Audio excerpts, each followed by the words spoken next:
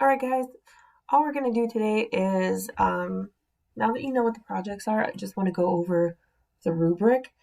And I also want to kind of go over some of the examples and models that I said that I would provide for you. So, just so you know exactly what it is you have to do, I'm just going to show you the newspaper rubric because the blog rubric is pretty much exactly the same because it all just focuses on the learning goals. Now you still have to meet the requirements of the length, which is on the handout and all that stuff, but since they're both about the same length and since they both need to achieve the same thing, the rubric's going to be similar. So on the handout there were those learning goals, and the rubric is based off of those. So the first learning goal is, can you determine what it says in the text? Basically, do you know what happened in the book and what characters were saying and what they were thinking and all that stuff? Can you also take that stuff and make connections and assumptions about the event and characters? Can you use direct quotes from the book in order to support these beliefs? So if you're saying like a year into the future after the events of this book, let's say you said that Atticus is going to, retire from being a lawyer, but he is going to spend his time, working in the community and doing good or something. What quotes from the book might support, that's something that he would do or that fits his character? Basically, this whole first learning goal, do you know what's going on? And do you know, why it's going on? So, basically from 4 down to 1, if you're doing a really great job with it, you take the events from the books. You're looking specifically at the text set. You're looking specifically at what the text says. You're also making logical connections. Your assumptions are supported fully. You're showing that you really, really get this book. And for most of you, I don't think that's a problem. I think the way this freshman class has handled this book, I think you guys are interacting really well with it. However, on the other side, if you're putting what the text says out there, but you don't really make connections, or you're trying to make connections that are way out of left field, or whatever you're putting down just shows that you didn't do the readings like you were supposed to, you don't exactly know what's going on, or you know only the most basic stuff. That's excuse me. That's what it is. Just so you know that this says 4, 3, 2, 1, but each of these criteria are 20 points. This project altogether is worth 100 points. Learning goal 2, that's the ideas and themes. Do you know, and probably the most important part of that is how they change and develop from the beginning of the book to the end.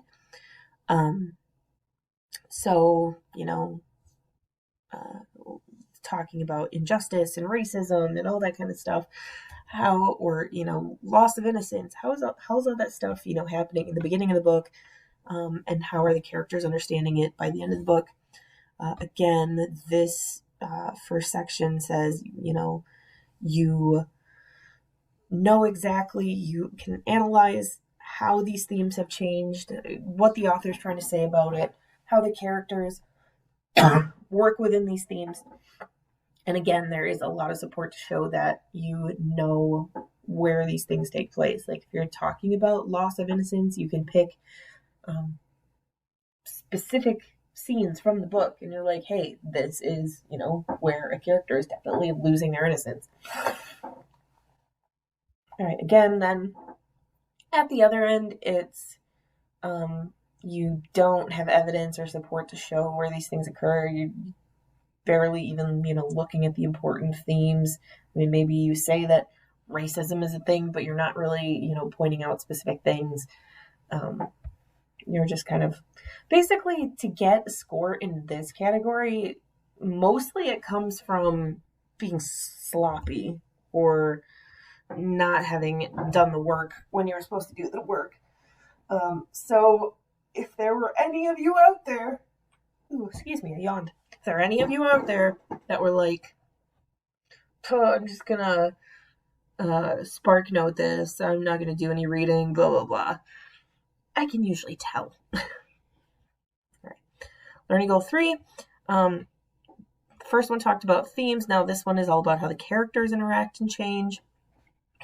Again, the A category is you just, again, this really deep connection with the book. You know what's going on. You know the characters well. You know what their relationships are like. You know the subtleties of their relationships, that sort of thing. And then again, on the other end, if you're looking at like a D or an F, just you don't really know what's going on. You don't know much about the characters except for the very basic surface things.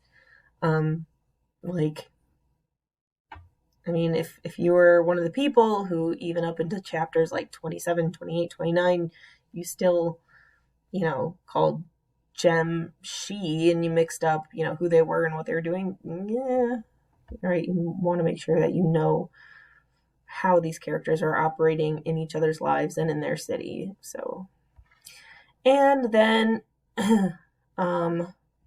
finally, mechanics and style. This is basically, do you proofread your stuff? Obviously I'm not in class, so I can't bounce around from each of you and check this stuff right off the bat, but have your parents or sibling or somebody just proofread this thing.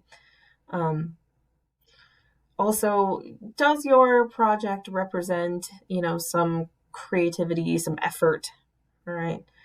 Understanding. So if you're just kind of like whipping it together without any real, care or, thought into it, you may not get the score you're hoping for. This category, obviously this was for when these projects were in groups. It was for when we were doing it in class. But I'm still going to use this as a guideline. So this project being on e-learning is going to be a little bit broken up into chunks. You complete one part of it, take a look at it, then you complete the next part, then the next part, then the next part. So, are you doing the tasks as they come? Are you putting your e-learning time into this? I'm guessing that, unless you really don't do this project, or you push it off, or you just kind of blow it off, or whatever, you'll get over here. But because you're kind of forced to participate, I think most of you are probably going to get right over here. All right. So that's it. Basically, do you know what actually happened in the book? Can you predict or make assumptions or imagine, something new or different happening? Do you know the themes and how they develop? Do you know the characters and how they develop? And can you get your work proofread? That's really about it. In all my time of assigning these projects, I don't think anyone has ever really bombed it. So, there are people who got like C's and stuff, but just because they kind of blew it off. But, if you put some real thought and effort into it, you should do just fine. All right. Now I think I'm going to click over, unfortunately for you people, the blog. If I find an example of one, I will definitely post it on the wall, but not a whole lot of people have picked that option in the past. I think in my whole time of doing this, maybe like 2 or 3 people have picked it.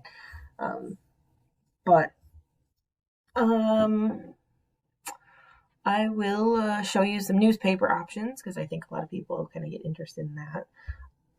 So this is an example from when it was partners, but this is Kenzie Cashin and Dominique Jameson.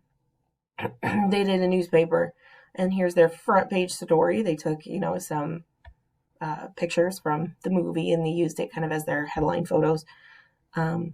Again, really great if you have sources for this stuff. Here is the whole court case story. They used a template from, excuse me, they used a template from Google Docs to kind of format it like a newspaper. I think they probably chose like newsletter template, but kind of just made it into a newspaper.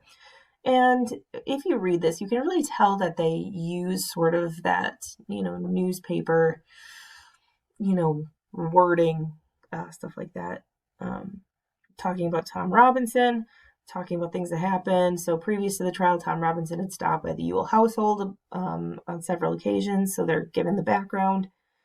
Talking about things they say. Mayella sent off her siblings to go get some ice cream.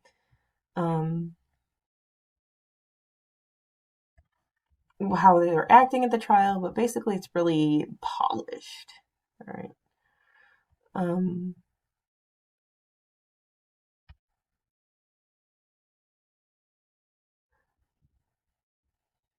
So they have their main article. This is a lot of going over what happened in the trial, and then they sort of have like follow up to it. So, background, the verdict, aftermath. All right, so today is the 1-year anniversary of the court trial, the death of Tom Robinson. Maycomb never really returned to its usual bustle, but there was less and less silence. No one speaks of them. Their mother is not even considered using their names for their children. Okay, so this is like kind of predicting how the town reacts. So conclusion, they did that. Then their extra pieces, they chose to do obituaries. So Tom Robinson and Bob Ewell, excuse me, notice that the obituary is quite long. It gives a little bit of background on the characters. And again, they sort of make assumptions about the people in the book. So Tom Robinson was a loving husband to Helen Robinson, a loving father to his 3 children. Families asking you donate flowers and money. The wake will be held at First Purchase Church. A reception will be held in the basement. All right. So they're kind of, this is how the family is reacting to his death. I know some people, when they've done this, they've included like, they've made up quotes for Helen or maybe some of Tom Robinson's older children. Keep, for Bob Ewell, keep his children in your prayers. Feel free to attend and wake in service, right? All that kind of stuff. Okay, so this is very well done, very neat, very nice, right? They even include some of those little details. All right, here's another example. This one is just done, I think, in a normal sort of document style, but this person did the main story on Bob Ewell found dead. So they give a little background into what happened, the attack. Here, the doctor, they got a quote from him, got a bump on his head and a broken arm. He's got a bad break, as far as I can tell, is the elbow, like somebody tried to wring his arm off. So that's directly from the book. That's awesome.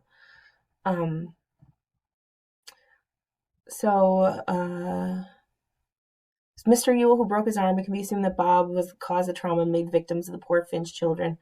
I don't think what he done did is right, but I sure as heck am glad that Mr. Ewell is no longer around to hurt these children no more, said an anonymous Maycomb citizen. All right. Let's take a closer look, all this stuff. So a little more background in the book. This is just really well done, like using quotes and making up quotes and just really kind of digging in deep into the meat of this stuff, right? Now, the next piece that this person did was a letter to the editor. So, dear Mr. Underwood, I've been a fan of this newspaper for 30 years. Your recent article is not satisfactory. I feel as though it doesn't represent the morals of our state and the morals of our country. You implied that it was wrong for the police to have shot Tom Robinson as he ran from the prison yard. Again, using quotes in the book, I simply figure it's a sin to kill cripples, be they standing, sitting, or escaping. So this really, I like that piece because it shows the actual attitudes of the citizens. I mean, all of us were shocked and like, oh my God, they, shot Tom Robinson. He probably wasn't even escaping. And that was a wrong thing to do. But people in Maycomb were probably like, serves him right. He probably was escaping. Look at what he did. This is what he